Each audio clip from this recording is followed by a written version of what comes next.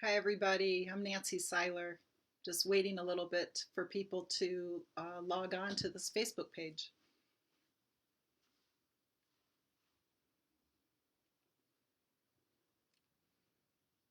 Hi, Lee. Hi, Kathleen. Thanks for joining us.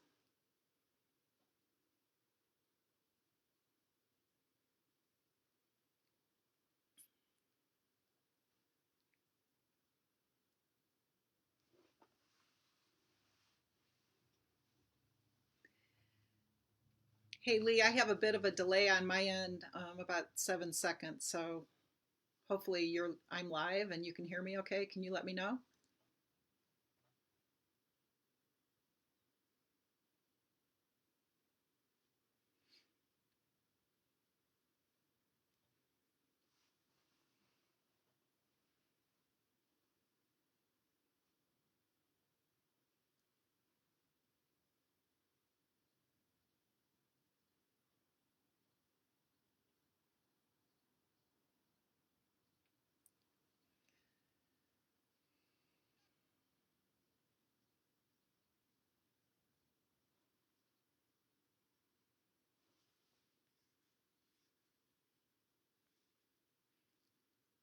Hey, Kevin, Dee, Anna.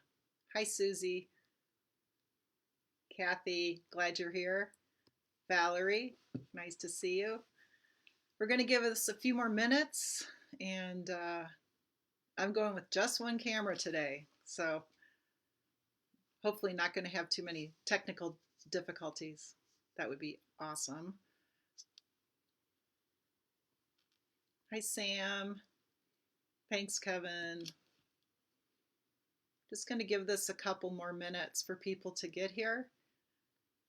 Yvonne, hi from Illinois. Illinois, sorry. S is silent. Hi, Sue. Yeah, thanks for your patience. 12:02 right now.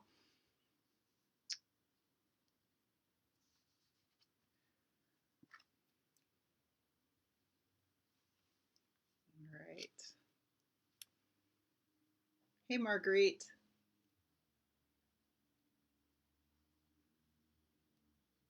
All right. Well, I'm going to get started. My name's Nancy Seiler, and I love watercolor. I'm using the QoR Mini again today, and I'm going to be mostly talking today, not doing too many demos, but I do have steps that I've used to show you what I've been doing, and we'll just talk about the process, and I'll give you some more tips on color mixing and palette preferences, and just lots of good information today that I hope will help you out. Some things to do with typography too, and how I write in my journals, and what I think about when I do design pages. So, hey Priscilla, nice to see so many people from Missoula. Hey Barbara, Susie, Sherry from Arizona, great. Um, yeah, so really glad you're here. I had a demo 2 days ago, and that's on the QoR Facebook page as well. If you want to take a look at that, you can refer back to that video with some of the color mixing I'm going to be talking about. And I have updated my blog on my website, nancyseiler.com, so that you can go there and take a look at images I've posted from my journals a couple days ago from that Facebook Live, and also today. I've already posted some of this work there and steps. Also, the palette links and the swatch pages are on my website under workshops, and then you go to the bottom menu and it says materials. So a lot of those materials are listed right there on my website, nancyseiler.com. Hey Matthew, nice to see you, Matt. Karen, Nellie, great. So anyway, again, my name is Nancy Seiler. I'm a golden working artist with Golden Artist Colors and QoR Watercolors. And I'm really excited to show you some of my tips and tricks today about nature journaling. and about creating a page. So I want to review my supplies. And as I mentioned Tuesday, I have a bag to put everything in. So um, I put everything in a bag so I can grab and go. And the things I put in there are pretty simple. You really just need a pencil and a journal. And I have a mechanical pencil and a Moleskine watercolor journal, which has heavier pages for watercolor. You need a heavier page journal if you're going to use water media so that your pages don't wrinkle. It's just not as frustrating. So I'm using, again, like I said, the QoR Mini. This is a 12 color set. These are the colors that I've used. And again, these swatches are on my blog, and you can take a look at these. These 2 blues, 2 yellows, and 2 reds are what I'm focusing on. But today I'm going to be showing you how I've used some of these other colors in the set. Here's again the 12 color set. Very nice little watercolor set you can slip right in your journal. And then for my demo that I did yesterday and the steps, I used a Silver Silk 88 number 8 round brush. Really nice spring to it. And again, if you have a nice brush, this isn't very expensive. Again, there's a link on my website under materials. You can go and check this out, the silver brush. But if you have a nice point, you can do a lot of detail work. And I use the side of my brush in my journal for washes. And a Micron 0.01 permanent pen. This is great. I like doing some fine work. So I do a little bit of detail in there. I have been a botanical illustrator, and that it's a lot of tedious work, but I really like nature journaling because it is way looser. And these are some pages from my journal. But I just really like being able to go in and do a pencil sketch and then go over it with the Micron Pigma pen, and then quickly dab in some layers of watercolor. So I'm going to show you some examples today with that in a few minutes. I also have a kneaded eraser in my bag, a water container. This is a little Nalgene water container, and I use a old sock for my paper towel so I can wipe off my brush quickly without having to take a paper towel out into the field. So we'll be talking about the QoR Mini here. I also, in the back of my journal, in the Moleskine journal, there is a pocket. And this is a sticker on the pocket that I put there. That's not really there, but I like to put in swatch sheets that I take with me out into the field. This is from the Just Paint article that Kathy wrote for QoR Watercolors, and there's a link to that. But this image is in there, and I recommend printing this out on a photograph and laminating it. And then I have it to refer to when I'm painting painting a landscape or so forth, or a flower. I could just pull the swatches up in front of the specimen or the landscape I'm painting and pick out a swatch and quickly mix it with these 12 colors in the QoR Mini. Let's take a look at some questions. Again, we're talking about creating a page in a nature journal today. I'm Nancy Seiler, and I'm going to take a look at your questions here. Do the pens bleed? No, but you do need to wait for them to dry a little bit before you draw on anything that's damp. They don't bleed, the Micron Pigma, and after everything's dry, then I can varnish very easily. And I talked about this on Wednesday as well, is taking a journal page out and mounting it on a board. And with 4 coats of varnish, there's no bleeding with the Pigma pen. Thanks for that question, Sam. Let's see. I'm taking a look at some questions. Info on supplies. Yeah, just go to my website and take a look at the links under materials, under workshops there. All right, any other questions? Let's see. I'm going to pop back and forth and just take a look at that. And Kathy at Golden is also helping me out here. All right. So Wednesday, I talked about this color mixing palette. And this is using again, the 2 yellows, the 2 reds, and the 2 blues that are in the QoR Mini. And I posted this again on my blog, but this talks about biases and how this yellow green leans toward green or is biased toward green, and this green blue is biased toward green. This would be the phthalo blue green shade that's in the QoR Mini, and this is the primrose, cadmium yellow primrose. So we talked about biases with that, and I won't get too into that again, but you can take a look at this card that I painted out on the blog. And but today I wanted to show you how this works in how I use this method. And I got out my Michael Wilcox palette, which this is something I used for a long time, and I still use it for botanical illustration.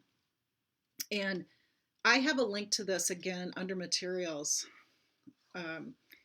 And this palette is so cool because it's got wells that are shaped like arrows here. And so you can see how colors lean toward getting, like the violet red and the violet blue would lean toward violet, and you could get your brightest violet that way. And then if you use the arrows facing away from violet, like the orange red and the, I have a green blue here, you're going to get a really dull violet. And that shows on this card. So that's what when you see the GY and so forth, that means green, yellow, and green, blue, things like that. So this is an option that you can get from Michael Wilcox.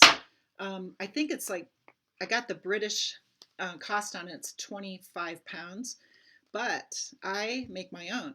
And this is what I teach in my classes.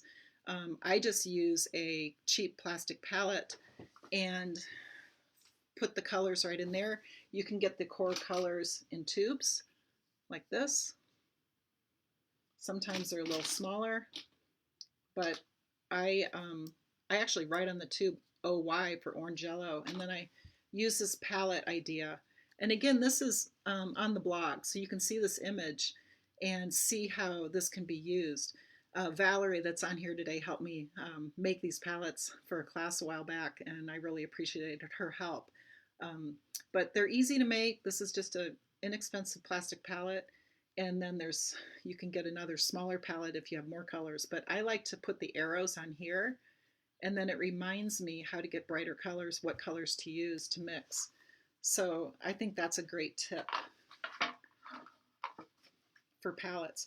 Now, if you really wanted to get into color mixing, and I suggest you do because it's really fun and relaxing, kind of zen, but these are the swatch sheets that I used back at the Denver Botanic Gardens when I did my training in certified classical botanical artist. So I spent like 6 weeks doing these, and this is where you take 2 colors, like a yellow and a red, and you do a range of mixing so that you really understand how many different colors you can get from just a small amount of colors. You know, so many times we go to the art store and there's so many paints and it's really confusing. But you can buy a set and then adapt that set, or if you already have a set, and use this theory of color mixing with yellow, you know, colors that are biased toward the secondary colors that will make them dull or bright, so forth. So like here's a burnt sienna and a phthalo blue green shade, And look at those great darks you get with that. So lots of nice great greens. And so I did this in 2000, about the year 2000. So I've had it 20 years, and I refer to this all the time. And again, this can be used with oils and acrylics and watercolors and pastels and colored pencils. So I highly recommend spending some time color mixing these days. So let me take a look at the questions. Let's see. Anything else so far? Everybody's seeing all the things I'm holding up okay? Hey, Sue, Rumor. Wow, great to have you. Old friend of mine I used to work with like a million years ago in Minneapolis. Great to see you. All right. So let's take a look at some of the samples that I have here. And we'll talk about design a little bit. I was a graphic designer, as Sue Rumor knows. And so a lot of my pages reflect that. So I really get into typography. Starting a page, I will sit down. These are all done outside. I'll sit down and think about the weather, and I'll write up at the top just to get started on the page where I am, what the weather's like, who's with me. And then I start wandering around and looking at things that might catch my eye and look really closely. And then the page kind of develops itself, and I'll focus a little bit on this Gaillardia in the middle, do a little drawing of that. I had some milkweed down at the bottom here and was able to spend some time drawing that. And what's so cool, and when you take a little time with this, is that you can go home and get a field journal out, which I love to do, and you'll be able to look up the plants and add, this is just an example of a field journal here in Montana for the flowers, because I love flowers, but you can add a lot of information. I'll look up milkweed, and I can find out all kinds of information about milkweed, the scientific name, which I'm not going to try to pronounce. I drew the side view, the straight on view. So I spend a lot of time looking closely, and it's really fun. Let me show you another image. Here in Missoula, we have the Montana Natural History Center, and in the winter, it's great to go down there and get a specimen and spend some time drawing a specimen. This is a lynx skull, and I was able to look up lynx in a field journal and find out a lot more about lynx. So it gives me kind of a window on getting a little closer look at natural history. After I've drawn it, I can really remember a lot of things about it. What else? Let's see. This is an example of some seeds and pods done in the fall. Can you see that okay? And not a lot of color, but a lot of information there. And with this one, you can see the topography on here. Let me see if I can get this centered. But I was a graphic designer, so I had to do, before we had computers, yes, I'm that old, we had to draw everything out for layout boards. And so I got kind of good at doing quick typography, and I'm going to show you how you can do that yourself and practice and for your journals just by using some tracing paper and printing out like a font that you might like. This is a serif font, Times New Roman, and then a sans serif Helvetica, and just print it out of my computer on a piece of paper. And then what I do, and what you can do to practice, is place the tracing paper over this this type printout and practice doing this kind of drawing of topography. And that's kind of where I have practiced in the past. So you'll see that again up here, which is, it gets to be a lot easier when you practice a little bit. Another thing I like to do is when I'm doing landscapes or small vignettes, You know, if you go out in the field and you have a huge view in front of you, how do you decide where to start? It's a lot of it's kind of overwhelming. So this is an example of how you can use a business card. This is my business card, and I've just placed it in my journal and traced around it with that Pigma Micron pen. And so I have a black line, and then I can just go in and do a little design that's a lot smaller in my journal. It's not so overwhelming. Here's another example of that with another size card. This was in the Grand Canyon. This was a very, very long view, lots of space, but I was able to make it fit in my journal as a vertical. You can do vertical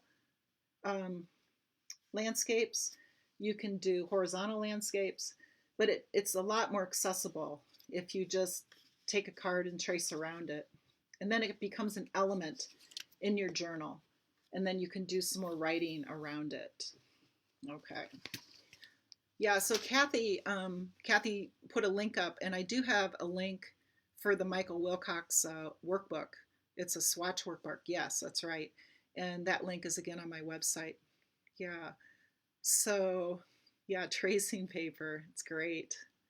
Thank you, Sung. Possible to get a blank chart to make your own swatches. You know, you can make your own. What I did was I did actually like a computer file, or you could just do it, draw it out on, we're talking about this actually, if you can make your own. Yeah, I had a student that made her own for acrylic, but you can certainly make your own and draw out these lines.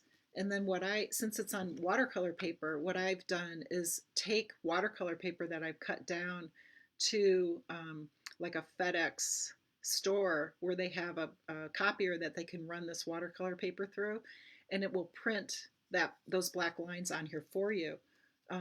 Also, if you can see this is a little line drawing of the palette I showed you, and then it shows you how that you could put your colors into that little diagram. You don't need that, but it's helpful. And then you can make notes like makes good darks, which these two colors really do. So you can definitely make your own. Yep, save some money. And again, this is like $1.29. So, and then you get the tube paint and just put it in there. And it doesn't dry. You can leave it open.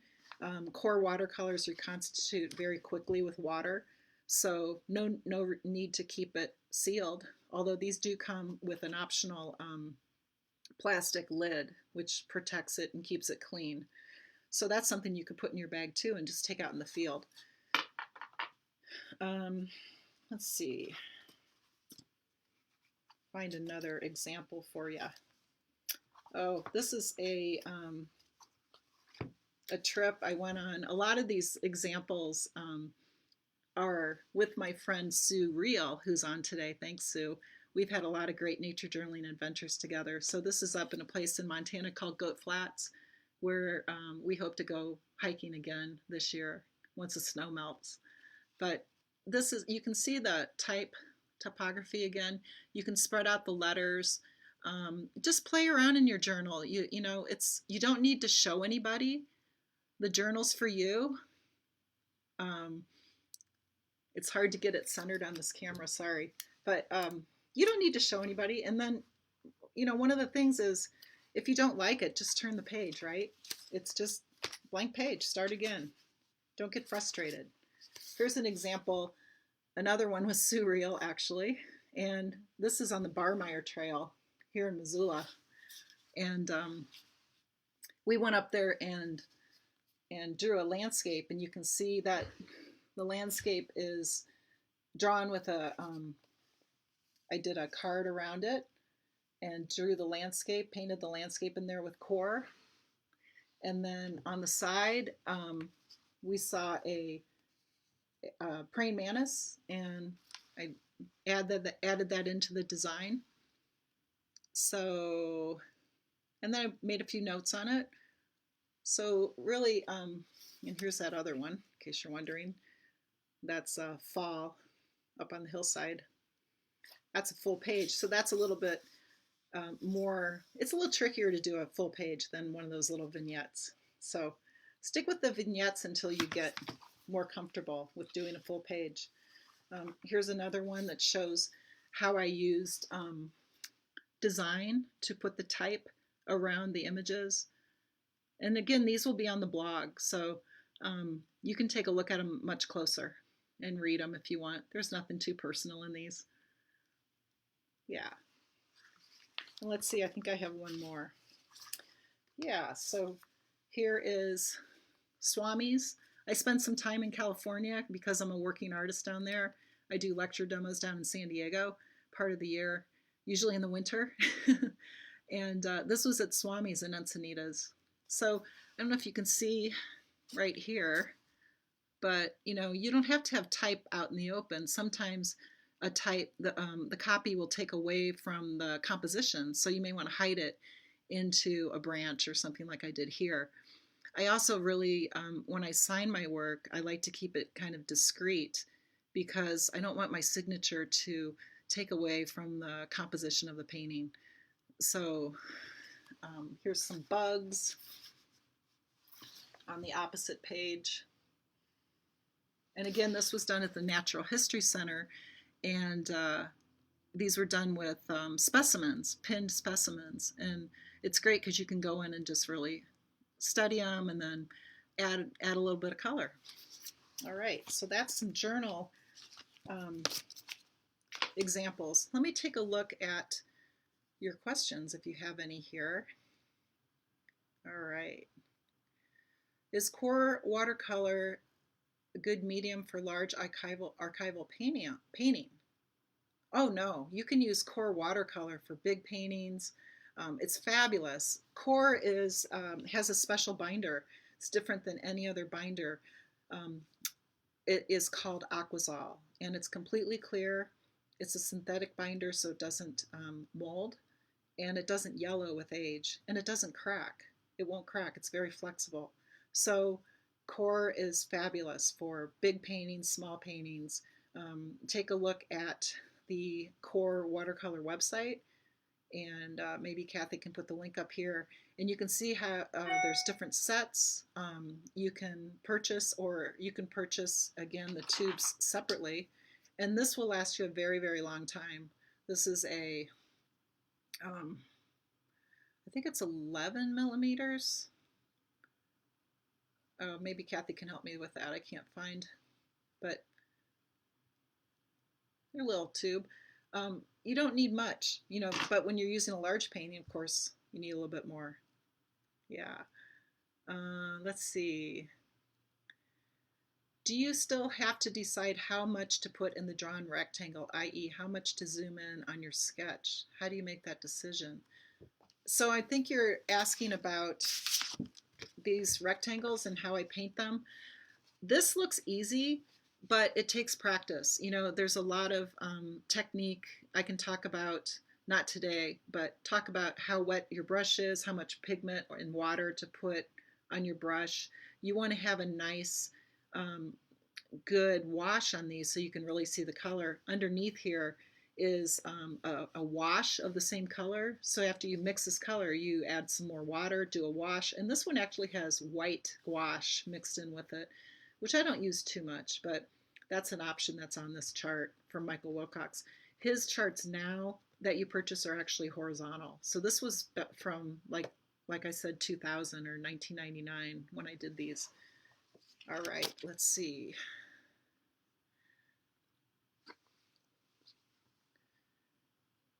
Yes, Kathy has her notes on here. QoR is a true watercolor, yes. Thank you. Let's see. Okay, now I want to talk about, okay, we're about half an hour in. I want to talk about my demo that I did yesterday, and I'm actually showing you, this is the final one, okay? This is an Alpine Forget-Me-Not that I saw, Hopefully you can see that okay. That I saw in the Front Range in Montana. Let's see if I can get that centered. So it shows you some topography ideas. These swatches down the side are the mixes I used to make this. And starting from the top, these are the mixes I used. And it's got the GB and the, which means green blue. And you can refer to that to the, let's see if I can find it. Here we go. You can refer to that with this color wheel. But this shows the process of working on this little piece. And what I'm going to do with this is a separate piece of watercolor paper. And what I'm going to do with this is mount it on this wood block. And I talked about this on Tuesday, so go back and take a look at that video that's going to be on the site, on this site for about 3 months of how this is done. And I may do a hands-on with that next month. We'll see. So anyway, so this is what my finished product is, and then I actually took photos. So you know, you can't always work in the field right then because of maybe the weather or whatever's happening. Maybe the person you're with, which is what usually happens, is they want to keep hiking and you want to sit and look at everything really closely and take a long time. So I take a lot of photos with my iPhone, and I can take some nice close-ups. I can also, you know, look in the field guide, which is what I've done for this Alpine Forget-Me-Not, and find out a lot more information that I can add to this piece. So I have the scientific name here, that it's in the borage family. The genus means wool, and the species means dwarf. So Erythricium nanum. So that's a genus and species. It means dwarf wool because there's a lot of hair. It's very hairy and woolly. And then where I found it, west of Choteau, Montana, and the date. And it's just really fun to look back on these and have them. But I just wanted to show you the process. Let's see. So I started out with a pencil, and I sketched out, decided which composition I wanted, and I really liked the close-up of the plants. So I took this photo, and I used that composition to sketch this out. And then once I was happy with the sketch, I went back into it and inked it without, and then looked at always I look at the image when I'm inking too. It's not just looking at the paper all the time. And you know, with nature journaling, one of the biggest tricks, the best tip I can give you is that when you are drawing in your journal, don't look at the paper so much, like maybe 1 or 2% of the time. That's the most important thing, because when you're drawing something, that information isn't on your blank page, is it? You're not going to get any information there. So look at the specimen and just let your hand follow what you see, and you'll find if you practice that, you'll become much better at observation too. So this was inked out with the Micron pen after I sketched it out carefully. Took some time with that, and then I added a lot of the headlines and copy and things around here in kind of a graphic design kind of feel. And then after it was completely dry, the ink, I erased it with my kneaded eraser, all of the paper. So this is the first step, first couple steps, pencil and then ink. The second step I did was I did a wash over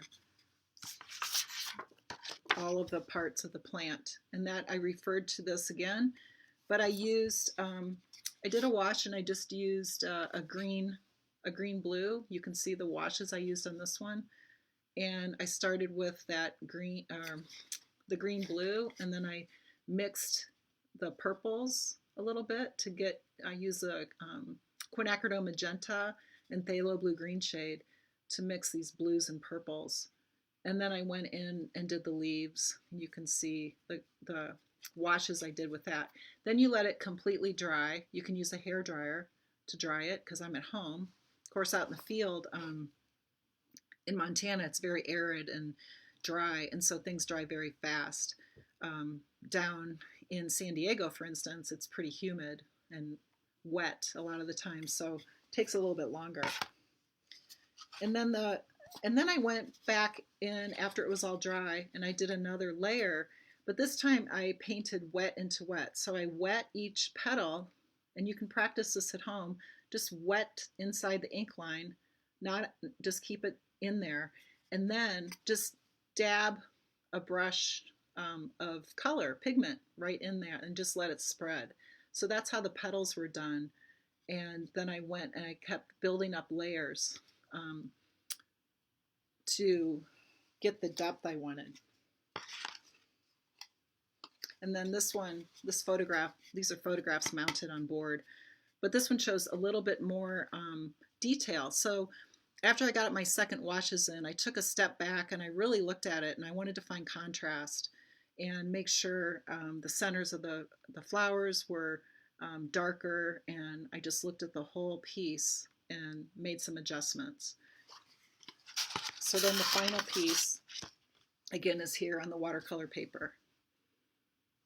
Now, and I'm going to let you look at that while I look at some questions. Hopefully it's centered. My film is delayed about 7 seconds, so it keeps things a little challenging. Let's see.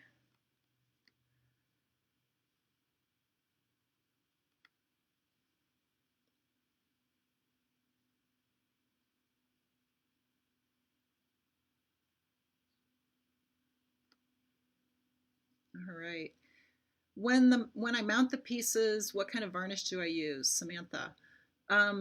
Thank you for that question. Okay, so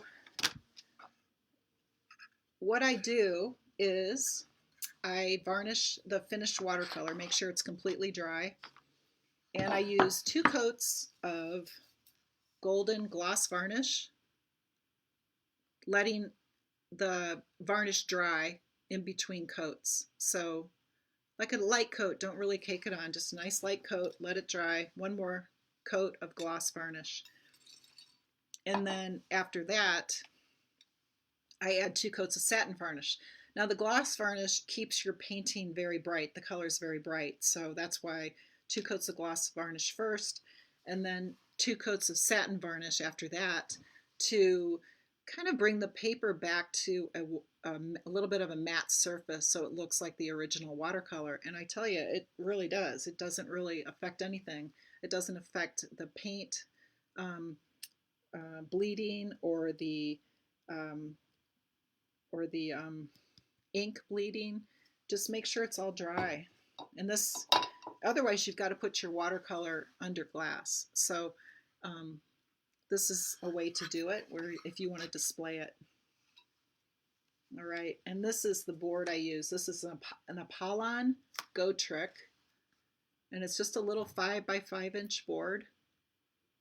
And I think Kathy might have a link to that for me if you'd like that. And that's also on the Wednesday, May 20th Facebook Live. Let's see if we have any more questions.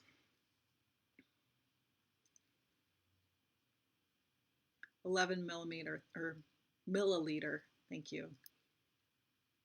All right. Phyllis, you're referring to the Ignite rectangles? I'm not sure what that means. I'm looking at questions here. If you're late joining, again, I'm Nancy Seiler. My website's nancyseiler.com, S-E-I-L-E-R, or you can call Golden or QoR Colors, QoRcolors.com, QoR Colors, and take a look at their site. Okay, let's see. Well, thanks, Patricia. All right, lots of information tagged here on the side in the messages from Golden, from QoR Colors, and Kathy. Thank you, Kathy. Oh, thanks, Amy. Nice to see you. Draw what you see, not what you think. Exactly. Draw what you see. And when I'm teaching, I have students first just start sketching really loose. Don't draw from your wrist. Draw, you know, elbow, shoulder, but start loosening up. If you've never drawn much before, you need to really draw loosely at first, and then you start bringing it in and doing more detail work. But really, really stay loose with it. Do I plan on coming to Golden to do an instructional class? Lisa, are you at Golden? How did I get the white in the petals? Usually I leave the paper white, um, and that glows through. So just leave the paper in watercolor. You want to leave that glowing through. If I need to add a little white to a journaling page, white gel pens work great. If you need a little bit of a highlight, they'll draw right over the watercolor, and that's kind of fun to add. Let's see. Oh, do I use some ink detail over the watercolor? Yes. So at the end, I will come back in to the page and I'll take a look, really closely at my page and see what it needs. You should be able to hold it back and see some contrast. And sometimes you need to come back in and add some more ink to just give you some contrast or shadows. So yeah, you can definitely add ink over the watercolor. Let's see. Is there a good workbook to help with printing for journals?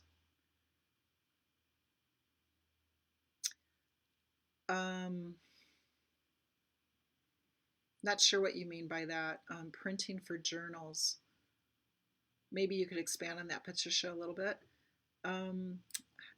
Phyllis, I asked how to decide how much to zoom in when drawing in your vignette rectangles that you trace around your business card. So I think you're talking about the view, and I just, do that trick where you put your hands up and kind of decide what you want to draw. If I'm drawing a mountain range, I'll start at one side and I kind of take a look at where I'm going on the paper, but I just look at the mountain and just draw it. I don't look at the paper, and wherever it ends up, that's good. So again, these are journals, nature journals. This is a place to practice, and not every page needs to be a work of art. Just do it. It's a great thing to do, especially right now with what's going on in the world. It's a place where you can get outside and sit down, and I'm telling you, everything just all the worries just disappear if you're focusing on something outdoors. So I'll kind of leave you with that idea. And Patricia, don't worry about your writing. Just jot it in. It's okay. Oh, like hand printing. For people that aren't good at printing, is there a workbook you recommend? I would just say print out or just take a book. Maybe you have some books on the shelf and some tracing paper, and trace those letters that you see and just practice, and you'll get better at it. Thank you. Let's see, I'm about 45 minutes in almost. Are there any other questions? This has been really fun to share some of this with you. Again, take a look at my blog. I haven't done a blog in a long time, but I'm finally revisiting that since I'm doing a lot more teaching online. And I have posted a lot of information, the color mixing cards I made, an article on nature journaling if you're just getting started. It's got some good advice in there. And then some examples of my journal pages are there. A picture of this palette, this cheap palette you can start with, and you can kind of just, practice, get started, and just play around with it, and be kind to yourself. It's not, like I said, it's not something that you need to show anyone, but what you'll find is when you draw a page and you spend some time, you'll be able to revisit that feeling in that place very easily. So it's really rewarding. Anything else? Let's see. I'll just sit here for a minute and see if any other questions come through, and I'll try to answer them. Thank you all for joining me today. I really appreciate it. I really like working with one camera. Hopefully everything you could see a little bit better, but two cameras just aren't dependable. I think everyone's online. So great. Thanks, Lee. Relief. Smooth presentation. Thank you. All right. So enjoy journaling. Just get outside and see what you can find. And you'll be pretty amazed, I think. Just look closely. You can also get a magnifying glass and look closely. So yeah, Jane, send me an email. I do have things coming up in the Missoula area. So you can get on my email list by going to nancyseiler.com or emailing me at nancy@nancyseiler.com, and I'll put you on the list. I did send out a newsletter recently, so if you want to receive that, shoot me an email from my website, or again, nancy@nancyseiler.com, and I'll send that to you. I've got a workshop in Montana with a very small group coming up at the end of June, and that's going to be in person with social distancing and masks and the whole 9 yards. We have separate hotel rooms up at a lodge up on near Swan Lake. And then next year, I'll be in Escalante, Utah for a workshop, and I'll be in San Diego, hopefully this coming January, February, March again. So thank you so much, everybody. It's great to have you here with me today. Take care.